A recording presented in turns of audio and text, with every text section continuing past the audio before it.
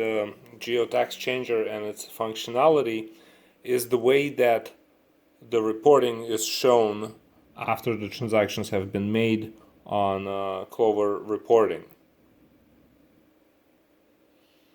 So we're going to open the reporting app. We're going to go to taxes section, and we're going to see that two different tax rates were triggered based on the address. One was triggered on a very specific address while we were in travel mode, and the other one was triggered based on the customer assignment.